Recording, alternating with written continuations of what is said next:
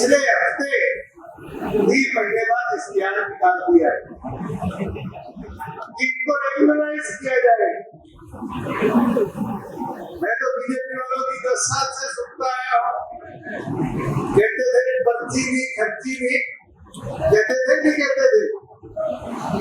अब मैंने एक चीज बता दूं, जब भर्ती कर लिया और उसके बाद इख्तियार निकाल दिया तो पर्ची और खर्ची किसकी जरूरत है?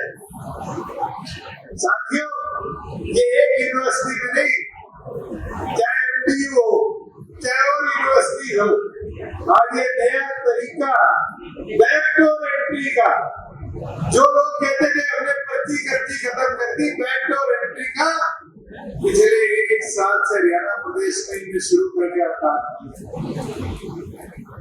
मैं तो आपको इतना बता सकता हूँ कि आप हरियाणा के, पंजाब के और राजस्थान के 3 एग्रीकल्चर यूनिवर्सिटी के कोर्सेज उठा लो और एग्रीकल्चर यूनिवर्सिटी के कोर्सेज की या टेक्निकल यूनिवर्सिटी के कोर्सेज की फीस स्ट्रक्चर को उठाकर देखो।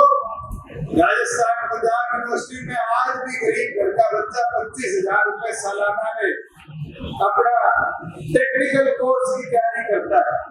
भाई हरियाणा के अंदर वो फीस 70,000 पार कर चुकी है, तो गरीब घर का बच्चा कैसे यूनिवर्सिटी में जाकर पढ़ लेगा? मैंने ये जितने हमारे भाई उनके साथी आए थे, मैं आप लोगों को कहता हूँ इन सारे साथियों के साथ मिलकर लड़ाई करो। तुम्हें टेक्निकल डाटा दिया मैं उपलब्ध करा कर दूंगा। ये दीपक और इंशो की तरफ से सारे साथी लगकर तुम्हारे साथ खड़े होंगे। 18 भर्तियां जो इन्हें गलत तरीके से सीडीएम में करी है, पहला शिक्षा के खिलाफ आंदोलन की शुरुआत करो तो सीडीएम से करो कि हमारे युवा साथियों को भविष्य सुनिश्चित है। साथियों, कई और विषय शिक्षा के हो, अपराध के हो, मुझे एक चीज तो बता दो, हरियाणा में कोई भी व्यक्ति सुरक्षित है? हम तो सुनते थे व्यापारी को धमकी मिली, आज हरियाणा के मिठाई बनाने वाले से लेकर बिल्डर तक कोई ऐसा व्यक्ति नहीं है जिसको धमकी ना मिली। और तो आपके साथी यूट्यूबर्स, उनके घर पर सरेआम गोलियां चलती है नहीं चलती? साथियों, राजनीतिक लोगों को सरेआम धमकियां मिलती। और तो और 4-5 दिन पहले मैंने अखबार में देखा, हमारे रोहतक के एक डॉक्टर को धमकी दी गई कि अपना अस्पताल इतने रुपए में मेरे को देने का था। मैंने तो एक चीज कही थी कि हरियाणा वो प्रदेश बन गया जहाँ गुंडे गायब है और पुलिस गायब है। आज प्रदेश को उठाकर देखना क्या स्थिति है। ऐसा कोई दिन नहीं जाता। आज का सिरसा केसरी, सिरसा भास्कर, सिरसा जागरण पर जब कोई सा अखबार उठा के देख लेना साहब को, एक को आपराधिक घटनाओं का विवरण पड़ता अखबार के अंदर। और 22 जिले हैं, अगर 22 के 22 डिस्ट्रिक्ट के पेज उठाओगे किसी अखबार के, तो सैकड़ों आपराधिक घटनाएं जो 302, 304, 307 की धाराएं योग्य है, वो प्रदेश के अंदर हर रोज दर्ज लेने का काम करती है। फिर भी हैरानी की चीज है कि मुख्यमंत्री सुरक्षा किसको दे रहा है? 2-2 बार बैठक करते हैं और सुरक्षा देने का काम किसको करते हैं? ठेकेदारों। आज तो ये हालत होगी, जिला और जिला शराब के ठेकों के बाहर 2-2 गनमैन बिठा रखे हैं और अपराधियों को रोकने के लिए कहते हैं पुलिस की व्यवस्था नहीं है। मैं तो एक चीज, हमारे पड़ोस में राज्य है, मेरे साथ सांसद होते थे, आज मुख्यमंत्री है योगी आदित्यनाथ, उनकी ठीक मानता हूँ। वो पिछले दिनों बॉलीवुड के एक्ट्रेस के घर पे गोली चली थी, 5 के गोली मारी नहीं मारी। जब तक व्यवस्था को व्यवस्था की तरह नहीं रोका जाएगा, प्रदेश के अंदर अपराध कम की होगा। साथियों,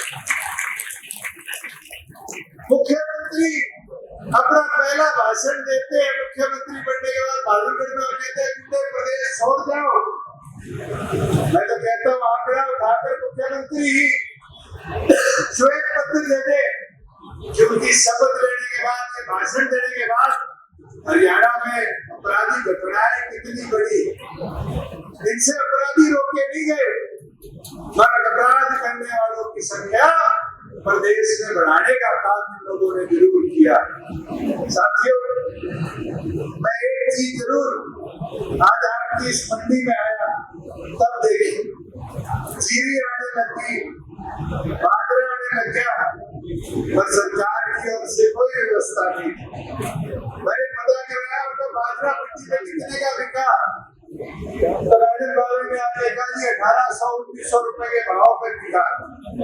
लगा एमएसपी कितनी के 2775, तो किसान लोग इतने की चपत, अगर 1900 में बिका तो किसान को 825 रुपए का नुकसान, 875 रुपए का नुकसान करने का काम किया तो सरकार ने किया।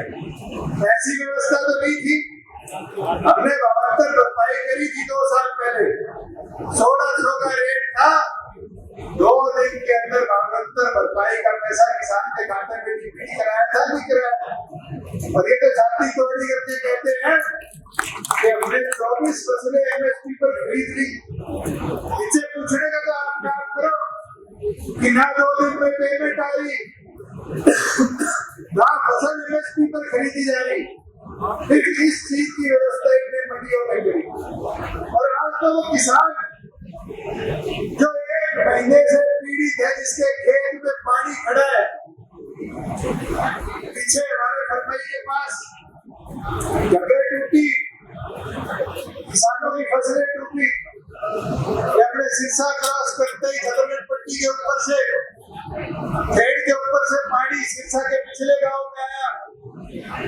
यहाँ कोई सरकार की व्यवस्था नहीं थी।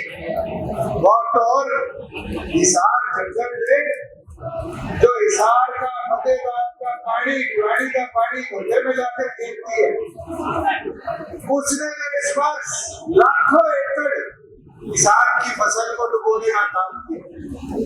बट सरकार ने कितनी चालाकी दिखाई कि किसान को तुरंत पैसा ना देना पड़े। जब बाढ़ 1 तारीख को आ गई, नुकसान 1 तारीख को हो गया, तो उसकी व्यवस्था के लिए पटवारियों को आदेश दिए गए 15 तारीख से लेकर 30 तारीख तक गिरदावरी करो। जब पानी उतर जाएगा, किसान के खेत की व्यवस्था देखने कौन जाएगा? साथियों, हमने तो 7,000 रुपए तुरंत देने का काम किया।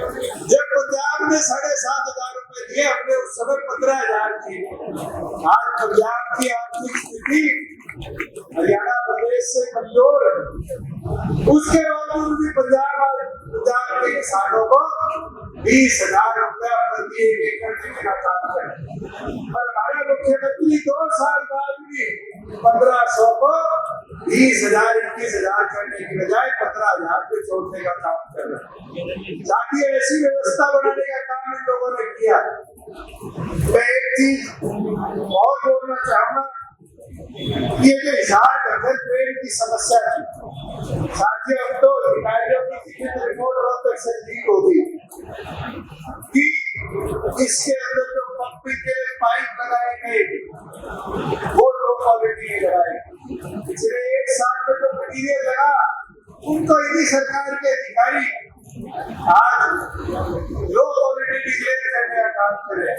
हम तो अनुमान करते हैं कि इस हिसार घग्गर ट्रेन को कनेक्ट करते हुए जितने पंपिंग स्टेशन है और उनको जोड़ने के लिए जितनी पाइपलाइन नई करी गई है, जैसे सिरसा की सीवरेज लाइन में घोटाला पकड़ा गया है, वैसे हिसार घग्गर ट्रेन की कनेक्टिविटी को भी इंक्वायरी करें तो हजारों करोड़ का घोटाला केवल मात्र हिसार घग्गर ट्रेन की ड्रेनेज के अंदर पकड़ा जाने का काम करेगा। साथियों, एक चीज जो आज इस मंडी में आते आते मैंने बड़ी अद्भुत देखी कि एक पार्टी का दफ्तर है और पिछले दिनों सिरसा के लोगों ने बड़ा एक नजारा देखने का काम किया कि जहाँ एक नेता कहता है, मेरे को दूसरे नेता ने कहा कि तीसरे की मदद कर दे। तीसरा कहता है मैंने किसी की मदद नहीं ली। दूसरा कहता है कि पहले तो अपनी औकात में रहना चाहिए। तो राहत इंदौरी का एक शेर याद आ गया मंडी में घुसते घुसते। झूठों ने कहा झूठों से सच बोलो, सरकारी ऐलान हुआ सच बोलो। घर के अंदर तो सब झूठे, ये एक मंडी है, दरवाजे पे लिखा है सच बोलो। साथियों, आज सिरसा में ये नजारा आपको देखने को मिला कि किस तरह विधानसभा चुनाव में बीजेपी ने, लोकदल ने और लोकपा ने मिलकर इस जिले का चुनाव लड़ा और इस चुनाव को किस तरीके से एक दूसरे की मदद में लगाया कि इसका विधायक मिल जाए, उसका विधायक मिल जाए, प्रदेश में कैसी मदद मिल जाए। मैं तो आज आपसे पूछना चाहता हूँ और अंत में इतना कहना चाहता हूँ कि पिछले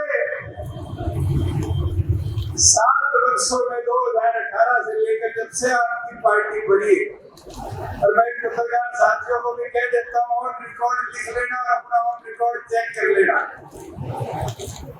ऐसा कोई बयान नहीं है जिसमें जेल की मेंशन ना हुई हो,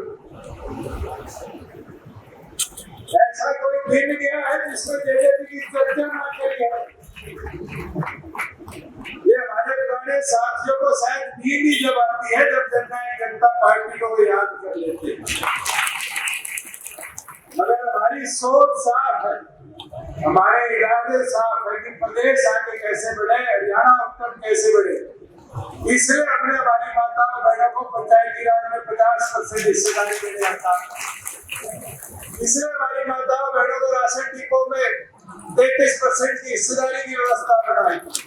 इसमें हमारे गरीब किसान को आड़ती की मार का झेलनी पड़े, डायरेक्टली उसके खाते में पैसा मिले और वो अपने फसल का मालिक खुद बने। इस व्यवस्था के साथ 48 घंटे में उसके खाते में पैसे देने की व्यवस्था बनाई। साथियों, इस लड़ाई को हम इसी मजबूती से लड़ते रहेंगे। आज तो शुरुआत है छात्रों के, इस लड़ाई से जो यूनिवर्सिटी और कॉलेज कैंपसेस के अधिकारों के लिए लड़ने का काम करेंगे। मेरा आप सबसे निवेदन है इसी मजबूती के साथ अपने संगठन को मजबूत करो।